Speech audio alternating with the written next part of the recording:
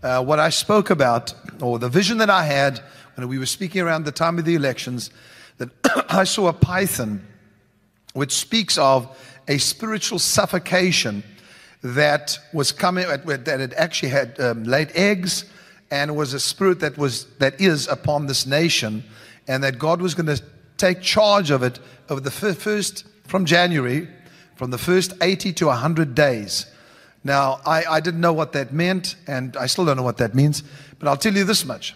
The first 80 to 100 days, which starting now in January, whatever time that is, this spirit will be destroyed. But I really felt burdened because I knew that it wouldn't just go easily. Now, where's that picture? Did we Facebook the picture of that Abby sent us? Abby Black, was it? This picture of the child drew about the eagle attacking the python, and of course the eggs would not hatch. All of this is important to understand, because if you don't think there is such a thing as spiritual warfare, my friend, you've got a problem. Because Daniel spoke about this when the prophet was praying, and he knew that he was praying for something more than just his own needs, but he set his face to Jerusalem, which I've spoken to you about already. When you pray, when you walk with God, whatever, you set your face not to your problem. He didn't set his face to Babylon. He set his face to Jerusalem. Now, he was in Babylon in captivity. Even though he was reigning in captivity. You may not understand this, but you can actually reign while in captivity. You can rule while you are in captivity. You can prosper while you are in captivity. What are you talking about, Kim? Well, I don't know if you followed what I was saying the past few weeks, but Joseph, he prospered even though he was in Potiphar's home as a slave. He became the ruler of his household. That was a massive thing. And then he went to prison, and in prison, Joseph prospered. So really, a lot of people that say, well, I will wait. I'm going to wait till I get my breakthrough, and then I'm going to give, and I'm going to do all these great things.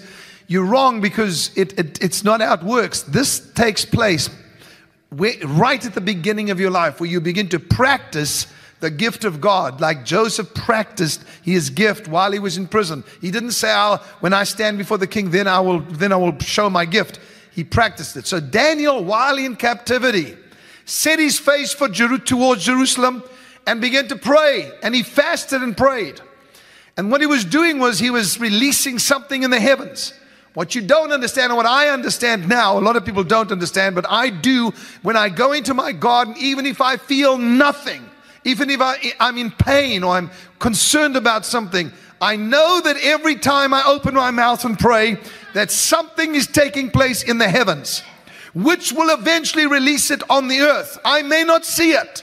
I may be praying in that garden in Los Angeles, California, and somewhere in Greece, God is doing something. I may be praying in California and releasing something in the heavens that gets released in Russia or in Syria or in Israel. I may never know about it.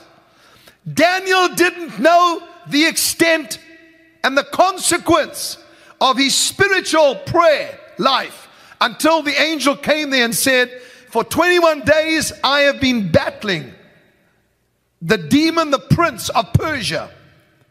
Now you've got to listen to this, because even though we are under new covenant, we think, well, Jesus took care of all that. Yes, he did for you. But he still says fight the good fight of faith. He speaks about spiritual warfare, that the weapons of our warfare are not carnal, but mighty through God to the pulling down of strongholds. Something that is in the heavenlies, something that is over this nation right now, has to be pulled down, and it cannot be pulled down by Joe Biden. It cannot be pulled down by the President of the United States. It cannot be pulled down by politicians. It can only be pulled down by the spiritual leaders that have set their heart towards the kingdom. Not towards failure, but towards the kingdom, and said, now we will pray, and whatever spiritual stronghold is over our nation, it will come to an end. I am one of those voices, just one. Whatever you bind on earth will be bound in heaven, Jesus said. Whatever you loose on earth will be. Give me that big key that's in my office. You have a key. I was going to tell you the names of God, but I'm not going to. I'm going to get straight into the spirit of Python and the spirit that has joined forces in order to try and bring this about, and it's happening and it's taking place right now. Daniel did not know that when he was praying and while he was fasting, that there was a fight going on in the heavenlies, and this is what the angel said to him. He said, Daniel, I have come from a battle for 21 days. That Daniel fasted and prayed for 21 days. And he said, I have come because of your words. In other words, your prayers released me from that warfare. Now I have to return, because the spirit of Greece has come to join the spirit of Persia in order to bring about a victory. Daniel, keep praying. Daniel, keep getting revelation, because out of that revelation will come a revolution. Out of your revelation will come a revolution. That's what we need in this nation. We need a divine revolution. We need a turnaround. We need young people to understand that God is exciting, that His kingdom rules and reigns, and there's not failure. There's no room for failure. Everybody say, there's no room for failure. So what am I saying? I'm saying that while you're in captivity, you can give it to me, thanks. Thank you. While you're in captivity,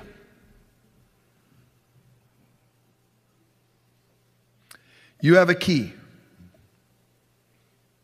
Compliments of Ed Monroe gave me this key. We have a key. Switch your phones, please. You have a key. That's my wife. Yeah, I knew it. I tell everybody, switch your phones when you're busy. We have a key. The key is prayer, but not regular, ordinary, needy prayer. It's prophetic prayer. What I am doing today is equipping you to join forces to pray not only for America, but for the nations that are under attack right now. Wherever you are watching from, whether you're in the United Kingdom, whether you're in France or Paris or wherever you, where? Belgium. Shout the names of where they're writing in from. Ohio. Wherever you're from, right now,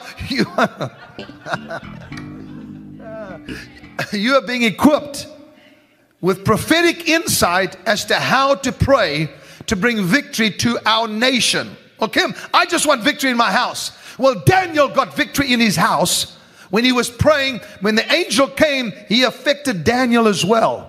In other words, Daniel's prayers were bringing about revelation. That revelation was bringing about a revolution, a change. Now, the vision that I had was about a python that was going to, and I of course told you what that means. It's a spirit of divination. And that spirit of divination charms. Everybody say charms.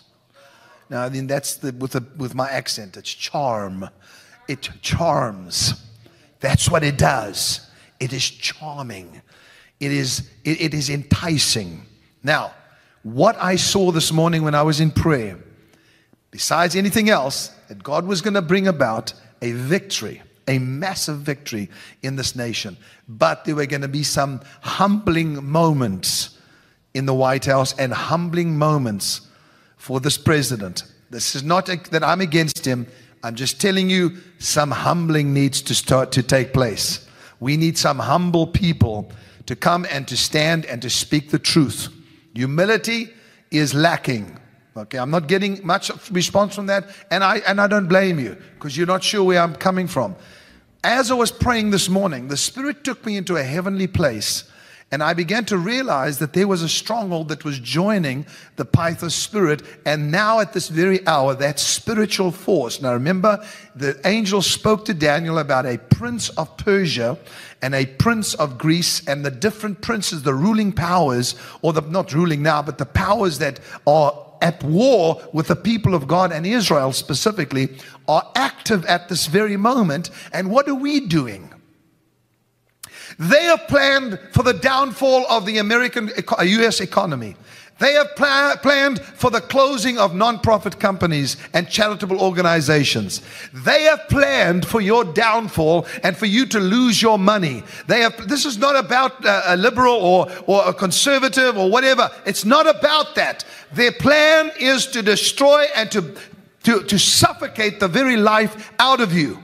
That's their plan. They are active right now. What are we doing about it? What is our responsibility? What is it that we are supposed to do to bring an end to this? Well, we need to vote? Yes, okay, vote. Look what just happened. Vote. Do whatever you have to do. Make your voice known. But I'm telling you right now, the greatest power that you have and the key that you have is to find out what is happening in the spirit and begin to pray against that and declare that you are totally inoperable. You cannot operate in the presence of the people of the living God, and you cannot operate in the presence of the blood of Christ that speaks of better things than that of Abel. We are the princes of the blood royal. Do you understand that? If you do understand that, then I want every person watching me and all over the world to raise your hands up and say, I believe that my prayers make a difference. Therefore, what I perceive, I receive. So, Lord, I'm praying for perception to come in these next few minutes, that people would understand and see with the Spirit, and as they realize that their perception will bring about a prayer that will destroy this force that's trying to destroy America. And I can tell you many of the plans of the enemy at this time. I can tell you a lot of it. I don't need to. I've just told you a few things, and eventually it gets onto to your national news, to your news, to go and find out that's what they're planning. What is God saying, though? Now, let me say this to you in a very small teaching. The spirit that we are dealing with, besides Pythos, which we know God said He'll deal with, we have to pray against, and we have to sow into His kingdom. But the second one is Jezebel. Why are you talking about Jezebel today? Because this morning I saw those two forces joining, because the python is losing power and losing momentum. Just like when Gabriel spoke about the prince of Persia being brought down, this prince of Greece joined him in that battlefield. Now, I know some of you may be saying, I think you're crazy, and maybe I am, but I am biblically crazy. And so what I'm giving you right now is what happened in the Bible and what's happening right now. Every Bible name has a meaning.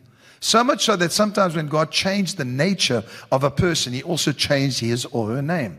Now, Sunil will tell you and show you in code breakers, not today, that how it was. I heard the plans of demonic powers when I was in Detroit, Michigan, and prophesied when they said, we will change the name of America and we will change the name of Israel. Now, some of you are perhaps sitting there saying, this is absolutely stupid. It's happened in the past. It can happen again. Don't be so sure of yourself. I'm not even going to talk about the gun control issue right now, but this is going to get very, very nasty. I'm just warning you, and maybe some of you know that, but it's going to get really nasty. What do we got to do about it, Kim? We are covered by prophetic preservation. But remember something. When God changes a person's name, it was for the future. In other words, when He changed the name of Abram to Abraham, because God believed God's promise of a son. And so He changed his name to Abraham, putting God's in there. So He changed his wife's name from Sarai to Sarah. Okay, you got me. Years later, after the angel of the Lord had wrestled with him all night long, Jacob's name was changed to Israel. Now remember something, each one of you, according to Revelation chapter 3, you've been given a new name, which means you have a nature inside of you that is able to fit with that description and that name. That's another teaching altogether, and it's in the Bible. Go to Revelation 3 something, I don't know what it is, and it's there. And you'll find out He says He is given, in fact, I'm going to read it to you right now. Miranda, can you bring me my Bible, which is normally here. And I'm going to read this to you because I want you to see something, because we're going to be dealing with the book of Revelation as well and the future. You have to go and get it. That's usually, I had it earlier on. Okay. So Jacob wrestled with God, and God said these words to him. Now, sometimes we're going to realize that what we're wrestling is for our future. What we're wrestling for is for what is already inside of us, our destiny. Remember something, the enemy does not want you to get what God planned for you to have. You all know that. But what are we wrestling? Now we know it's a spiritual battle. We cannot do it by ourselves. But Jacob wrestled with God. Now that's a great wrestling match, because God usually loses. Let me show you why. And when I don't say lose, I'm kidding with you. So when Jacob wrestled with God, he was saying, as he crossed over the ford of Jabbok, when he crossed over that ford, the Bible says that he went by himself and a man wrestled with him all night long. Now that wrestling match was for a purpose. First of all, God wanted to see if he could prevail not only over men, but over God. He can prevail with God, not over God, with God. Let me read this to you in Revelation chapter 3. I hope I can find it because this is one of the most unplanned meetings, although I have prayed a lot. And please write into Facebook and encourage me because I need it now. Oh, okay, thank you. Revelation chapter 3 verse, I don't know what it is. It's somewhere here. Let me find it. I'm going to find it. I'm going to find it. I'm going to find it. No, I haven't found it. Anyway, what I'll do is I'll just read it to you then. It's here somewhere. Just go and find it. Maybe somebody on Facebook can write it in. It's where it says, he has given us a stone and written on that stone a new name, which no one knows except him who receives it. I'm just quoting that out of my head. I think it's it's Revelation chapter 3. I just cannot find it at this very second. And anyway, somebody can write in and tell me. It was unplanned. So the scripture says in Revelation, that's the revelation of Jesus Christ. It says, we have been given a white stone and written on that stone a new name which no one knows except him who receives it. 2:17. Thank you so much. Everybody go there. Everybody go. Revelation chapter 2 verse 17. Let's read it. I'm going to read it to you because it's a very exciting one. He who has an ear, let him hear what the Spirit says to the churches. That's to you. To him who overcomes, I will give some of the hidden manna to eat. Beautiful thought here. If you overcome, everybody stop. You say, some of you are thinking to yourselves, well, I didn't overcome yesterday. Did you overcome today? Did you overcome anything today? If you overcame just one thing, you're an overcomer. But Kim, I'm struggling with other things. If you can overcome one thing at a time, you're an overcomer. If you have nothing that you're overcoming, then you're a loser. But surely you can understand that we cannot overcome everything at the same time. But when something comes against you and you're able to overcome it, you are an overcomer. Beautiful. Good going, Kim. He who overcomes, I will give some of the hidden manna to eat. That which is hidden inside of you will come forth. Just like Hannah, the experience she had, we gave some of the hidden manna. Yeah. Anyway, so the hidden manna, when she had it in her spirit, I spoke it out. She had to step out by faith. Hannah could have said at that time, no, I'm not doing it. I've had people say that to me, but she didn't. She stepped out and began to do it by faith. And the result was, look what you have today. You have a person singing songs of God, prophesying, doing the most amazing stuff. And what happened was there was hidden manna in Hannah. Hidden manna in Hannah. There's hidden manna inside of you, and the way that it comes forth is when you overcome. Let me give you an example. God says to you, I'd like you to take 30 minutes of your time, and I want you to go and pray. You say, I'm sorry, I cannot do it, and you don't overcome. I'm trying to tell you it's in those areas that we need to overcome more than these silly little things that seem to hold us down and we worry about every single day. We've got to worry about the big stuff that we have to overcome, that comes against us. He who overcomes, was it 17? I will give hidden manna to eat. Okay, I've said it. And I will give him a white stone. And on the stone a new name written which no one knows except him who receives it. Wow. What is it saying? It says each one of you has something hidden that has to come out. The white stone speaks of revelation. When Jesus said, who do men say that I am? To his disciples. Some said, you are Jeremiah. Some said, you are Elijah. Some said, you are John the Baptist. Some say, there's too many people quoting somebody else. What do you say? Jesus says to them, who do you say that I am? I'm sick of hearing what CBN is saying, or CNN is saying, whoever. I didn't mean CBN. Sorry, Pat. Sorry. Not doing very well today. CNN or ABC, whatever they are. I don't want to hear what they're saying. What do you say? Listen carefully, please. Nobody says a word. Simon Peter plucks up the courage because something's hidden inside of him. And he's going to overcome fear. And he says, you are the Christ, the Son of the living God. As he says that, Jesus swings around in response to revelation. Are you hearing me? What does God respond to more than anything else? Revelation. What he has revealed to you, speak out. I'm not ashamed to say I'm a prophet because God told me that, made me that. And I would be stupid not to say it. If God made you something, then you say it. You speak it out. So Simon Peter reveals what he gets. He says, you are Christ, the Son of God. Jesus responds to him and says these words. He said, blessed are you, Simon Bar-Jonah, for flesh and blood has not revealed this to you, but my Father has revealed this to you. He says, listen to this now. He says to him, no longer are you Simon, but now you are Peter. What's that all about?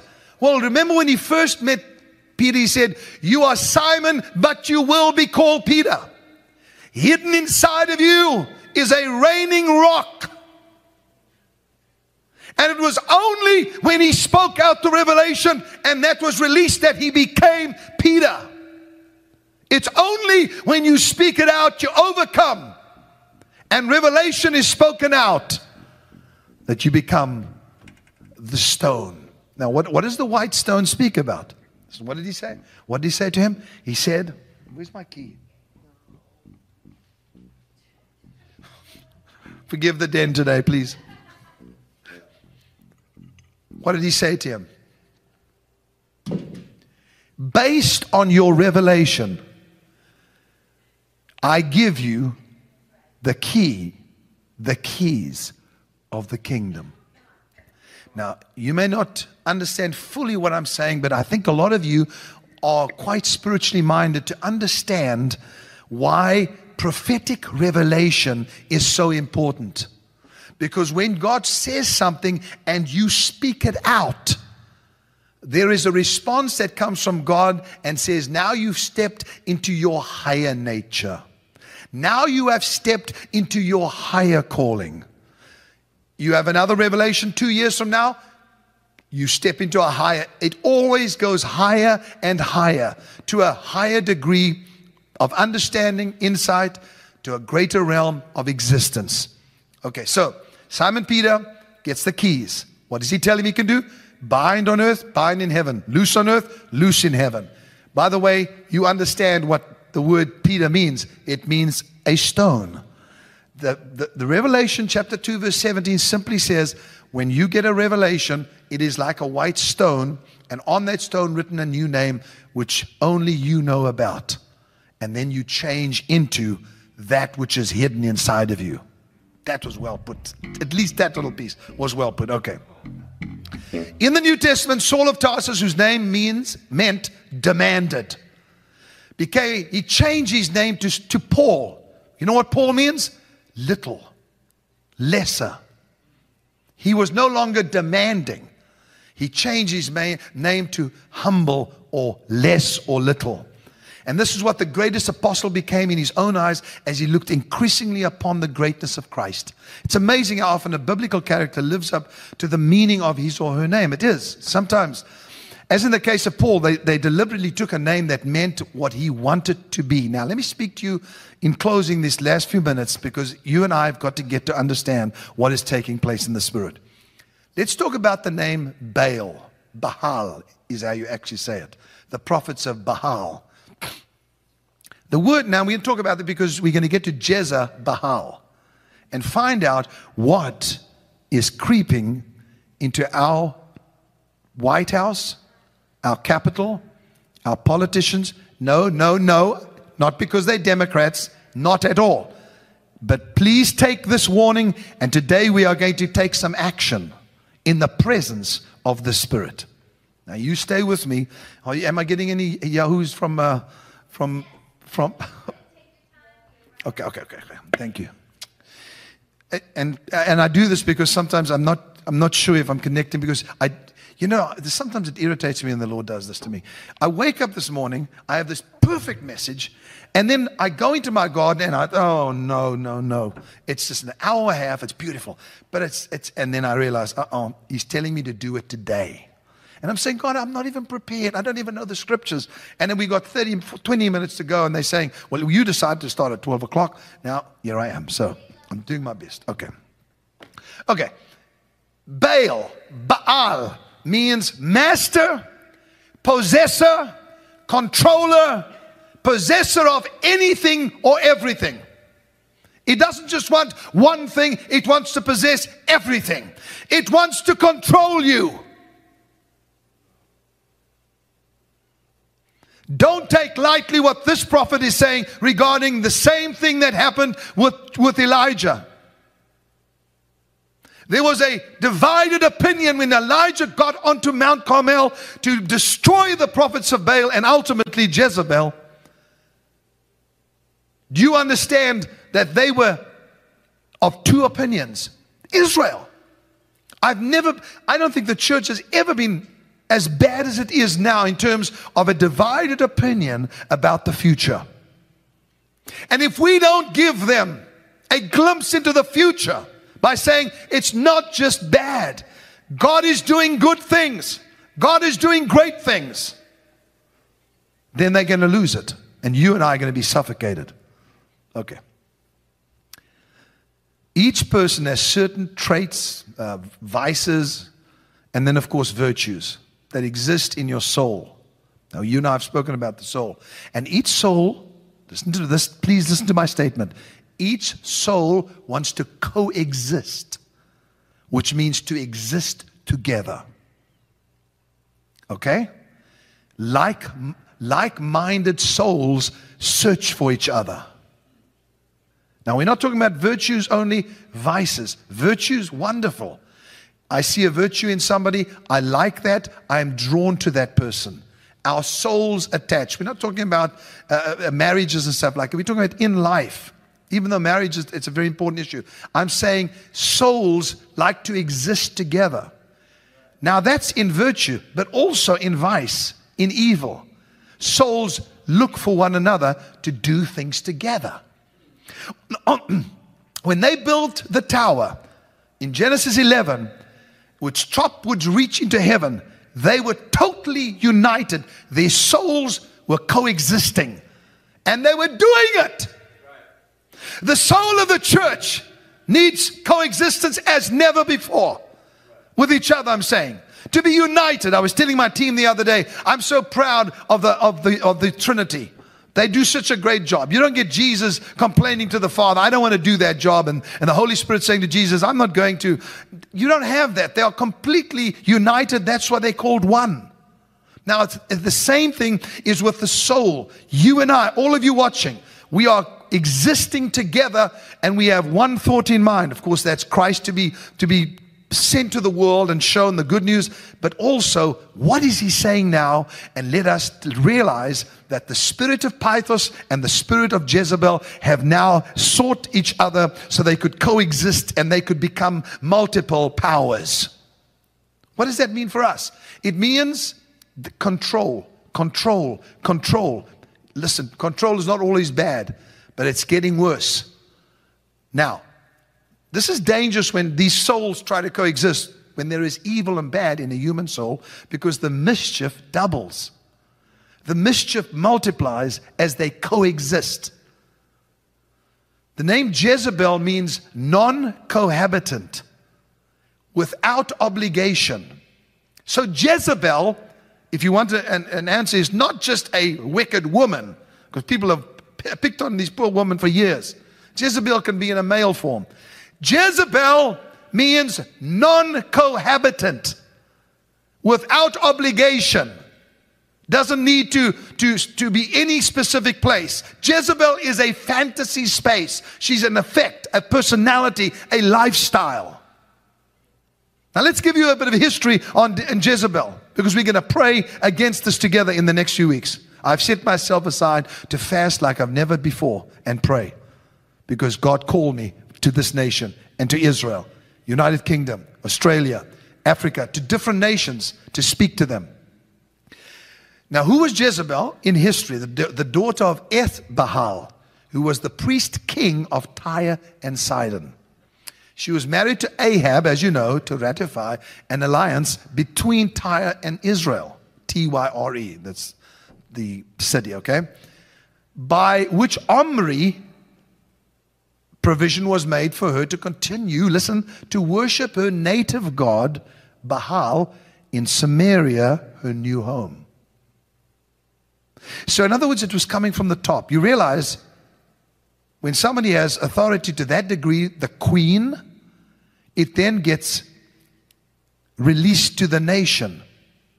She had a strong, domineering character and was self-willed, and she was forceful. A fanatical devotee of Melquat, the Tyrian Baal. Now, that's just a little bit of history I thought I'd give you so you understand she came into Israel as a queen. Her staff, just the people that worked for, numbered 450 of these prophets. The 400 prophets of the goddess.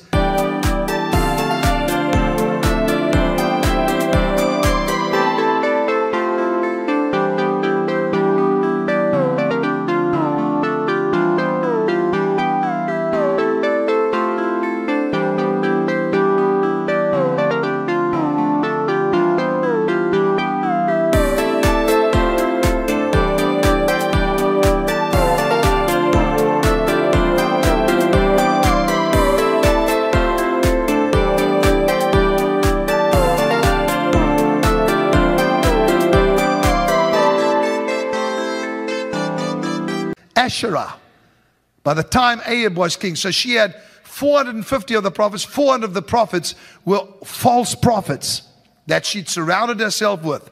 And what she clamored for more than anything was for her God to have at least equal rights with Yahweh, God of Israel. I know I'm speaking out of revelation. I know that I'm speaking from my heart. And I know it's a lot that I'm pouring out to you. But I want you to hear me because God told me to do this. That she wanted her God, Baal, to have equal rights in Israel with Yahweh, God of Israel. Now I want to tell you who the God of America is. It's Jesus Christ. And I'm not saying the Lord God, or I'm not saying Yahweh or Shalom. I'm saying His name, Jesus Christ. People came to this nation for that purpose. This nation was brought to being for one reason: to announce to the world that there is only one God, and that is Jesus Christ. There can be no cohabitant. There can be no equal other than Jesus Christ. There's no other God that is equal to Him. Do you understand me? You say, "Oh, Kim, you're going to get into trouble because in this country we let all religions operate." I know. But there's only one God. Those aren't real gods. Jesus Christ is Lord. Thanks, Charlie. This brought her into conflict with the prophet Elijah. The reason that God is raising up prophets all over the world is because this spirit is so prevalent. This spirit is endeavoring to raise the names of religions and gods and make them equal with Christ. Then it'll get worse. Now we come to the real issue. Now Elijah says, "Oh, I see." The conflict begins with the prophet Elijah. A battle between Yahweh and Baal is about to take place in the United States of America. Come, Joel. In the United States of America. Did you hear what I said? Kim, I've never heard you being so negative. This is not about negative. We're still going to be blessed. We're still going to have our families. We're still going to see God's abundance in our life. I want you to know that this force is bringing a conflict with the prophets because it has decided that it will dwell in this United States of America. The battle, I'm going to say it as a prophetic word, between Yahweh, Yeshua, and Baal is about to take place. A battle in the United States of America. A spiritual battle. is about to take place. Kim, you saying that we're in trouble? No, I'm saying to you, get up. Get out of slothfulness. Rise up and pray and fast with me is my request. You don't have to give up all your food. All you got to do is give up something and say, we're going to do for the first 100 days in the United States of America and all over the world. I want all of you to join me. I'm going to go on a partial fast to see this victory brought about and the prosperity of his people to take place. A battle between Yeshua and Baal is being fought in the United States of America and is beginning right now. Now, what happened? What happened on that mountain of Carmel? A massacre. I'm not being dramatic. A massacre took place of the prophets of Baal. The problem was, instead of diminishing Jezebel's zeal, it augmented it. She had a conception, and I want every person to please try and listen to me now, of an absolute monarchy. Her conception, her dream was of an absolute monarchy, to rule as long as she lived. That spirit is on our nation and will spread if we, the prophets, don't do something about it. I'm not exaggerating. This is a heavy den, but I need to use this to address it. Are you speaking about the president? Are you speaking about the vice? I'm not speaking about it. I'm talking.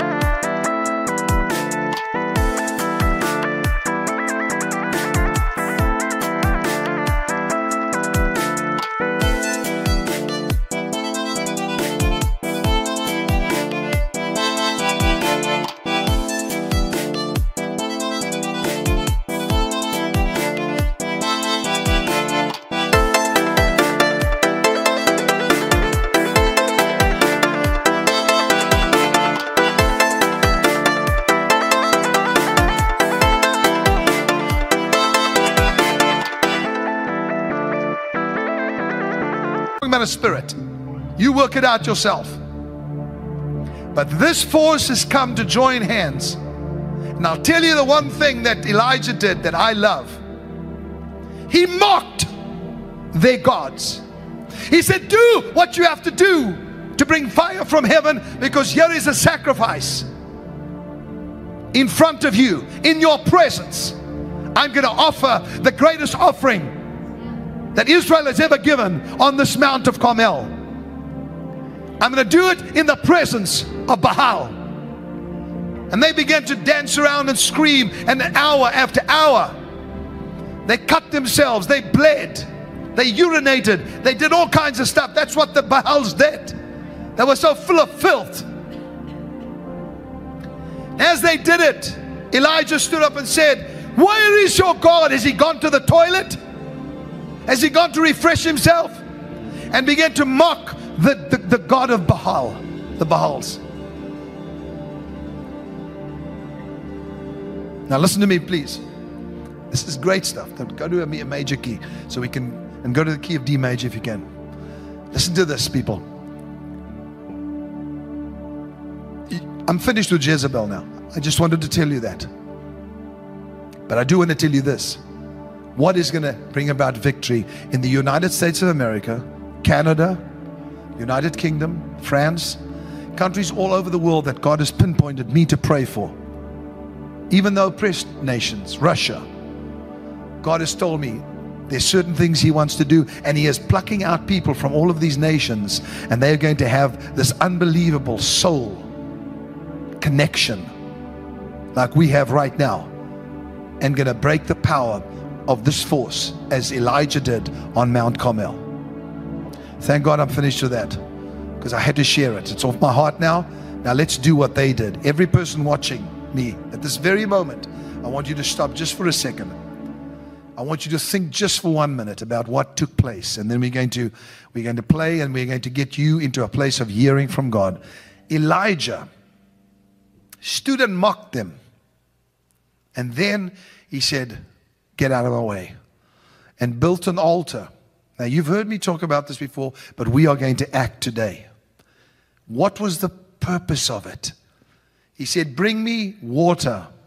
Pour it on the wood, because I'm going to prove God so much to you that I'm going to take that which you don't have. Pour it on the wood so it's impossible for it to burn. And then the fire and the water together. Okay. The fire and the water together are going to bring about rain and the destruction of the Baal prophets, and bring Israel into one opinion. He stood before Israel and said, why do you have two opinions? Your soul is divided. Let us offer the offering to God, and in the presence of the Baal, let us offer this offering. And when the fire comes and consumes the offering, the first thing that's going to happen is the destruction of the prophets of Baal, and then the rain from heaven. Are you wanting that for your nation, for your people, for your family, for your business? Yes, you do. Then we're going to do it now. Father, we sense very strongly that this prophetic revelation has taken us to a place where we know we have no choice but to act. We're not going to do anything now. We're going to first do what Elijah did in the presence of these enemies, in the presence of Baal, in the presence of Jezebel. We are going to offer an offering to you, Lord, and we pray that as we put it on this altar, that you would consume our offering and then bring to destruction, begin today, of this spirit that is endeavored to join the spirit of Pythos, to suffocate us, to take habitation of us, to take control over us. And Lord, I pray, cast it out from even the top in the land, throughout this nation and throughout the earth, I pray. Now every person, listen to me. I want you to pray a prayer and say this, and then I want you to act. I want to give to you, Lord, knowing that this offering is done in the presence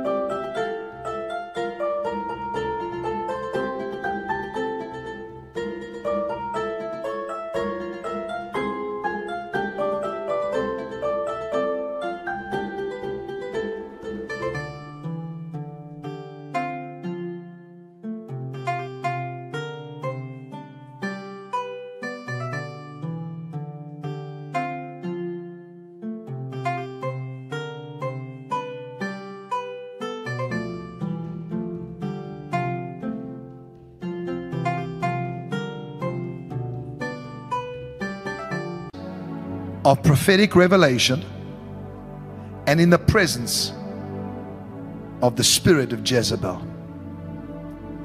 And as I do it, I'm praying that you would bring this force down and that you would touch our nation, but especially our families, and that Yeshua would be raised up and control, suffocation would be brought down to nothing. Say, we are in the beginning stages of a reformation. Now, people have, as I said, have laughed at me about this. And a recovery. And I'm talking about in the church. For what purpose? Apostolic Christianity. To recover apostolic Christianity, we need to return to the basics. The foundations of the first century church. And I want to say something. Somehow the church has skipped the simple in search of the sensational. And when I say sensational, I'm referring to the dynamics of spiritual revival and renewal. The fire of God, the signs, the wonders, the miracles. These are very important. But for our desire to have this so much, we have missed the foundations of basic Christian living. No structure, listen to me, no structure can excel the strength of its grounding. It cannot excel the strength of its foundation. Without revelation, the people perish. Without progressive revelation, the people para, which means to go backwards. I'm not about to go backwards. I'm only about to go forward. How many of you ready for that?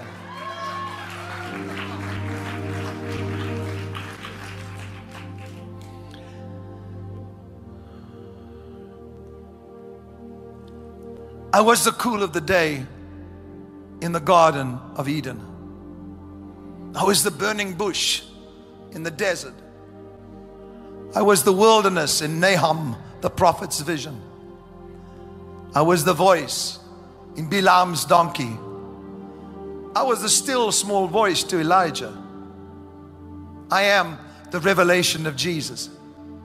I am, not me, I'm speaking about that revelation. I was the rustling of leaves in the mulberry tree, forcing David to advance and to fight.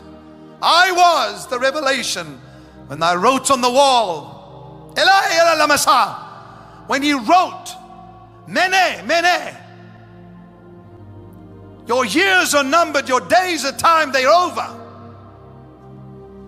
I was the sword of Gideon and the Lord, the star that guided the wise men, the angel at Abraham's tent, the cleft in the rock. I was the revelation, and I am the revelation.